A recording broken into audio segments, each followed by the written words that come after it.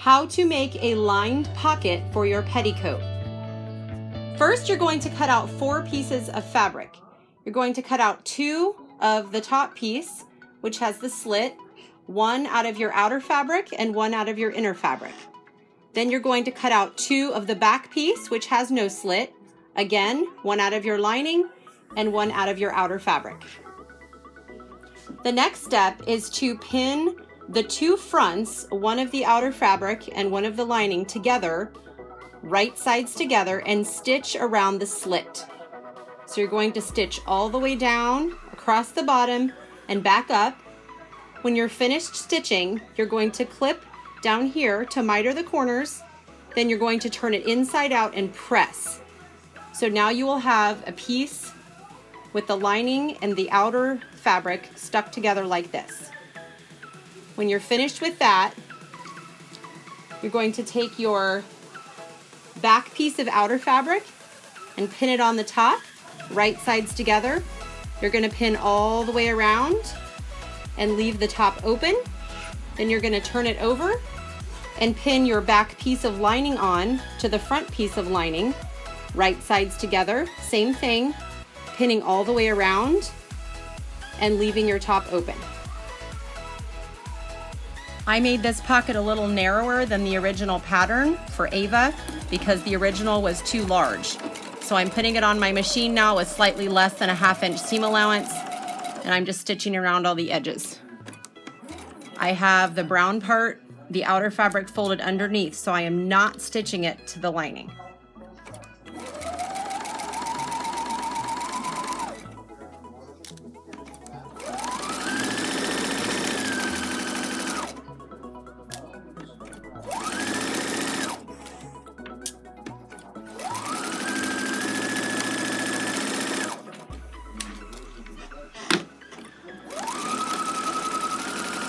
I've finished stitching the lining together, and now I've turned the pocket over and I'm stitching the outer fabric. This is the lining.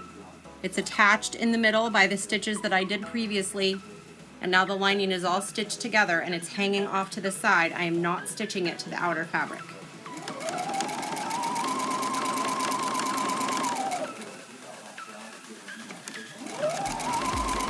Now I have both sides stitched together. You'll see it looks like I have a back here and a back here. They're both stitched all the way around, and again, they're connected in the middle. So now we're gonna go to the top and we're gonna turn it inside out. I'm gonna pull the lining out, and I'm gonna pull the outer fabric out. And it looks like I have a funny little pair of pants. Now I'm gonna take the lining and I'm gonna stuff it inside the actual pocket itself.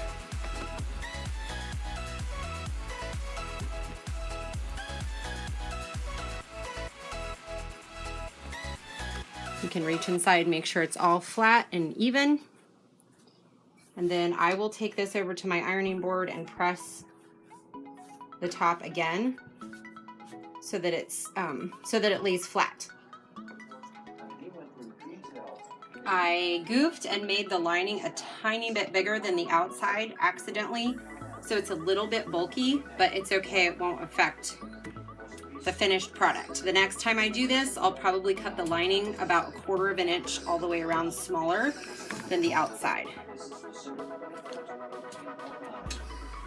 This pocket is going to be a lot sturdier than the unlined version, and I'm going to attach it to the tapes a little bit differently than the original pattern says as well. Now I have this all ironed flat. I'm bringing it over to my cutting board, and I'm going to even off the top with my rotary cutter.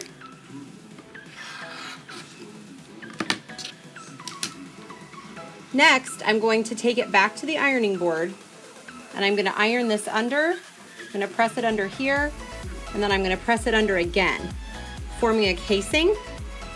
In that casing, I'm going to place the tape that is going to go around the waist of the wearer. And then I'm going to stitch this down, probably by machine since this won't be seen.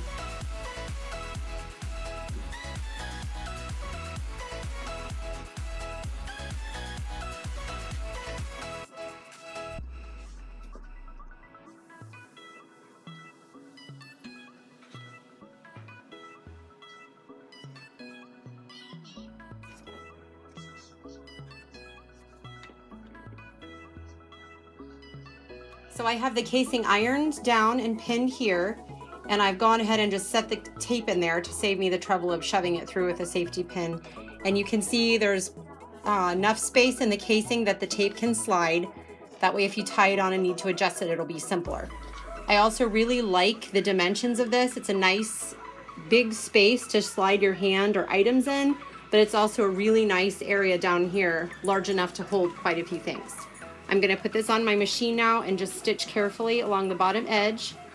And then I'm going to fold under the ends of the tape like this. And I'm gonna do a quick bar tack across each one to keep them from raveling. I'm doing a little trick with my machine here. This is pretty bulky. And in order to stitch really close to the edge, I'm actually setting it under my presser foot with the edge over here, not in the middle. And then I'm gonna use the adjustment feature on my machine to move the needle over, you can see it, towards the left and line it up right at the edge of the fabric so that my presser foot can stay even while I stitch, but I can still get a nice smooth edge over here by the side without the presser foot bumping off. I'm also putting it on the largest stitch I have because this is very thick. And I'm not switching my thread. I should be using brown, but I'm not switching.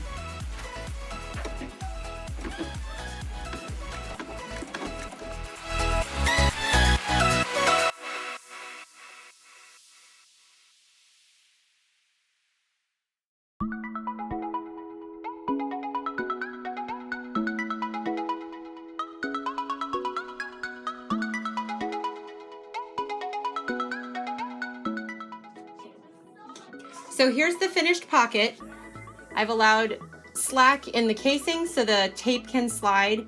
I also went back and double stitched over this center area here where the fabric is not as thick, just to ward off any pulls or tears if she puts anything heavy in her pocket. She wants a pair of pockets, so I'm just going to pull the tape over and fit another one on the string here, and hopefully that won't be too much around her waist.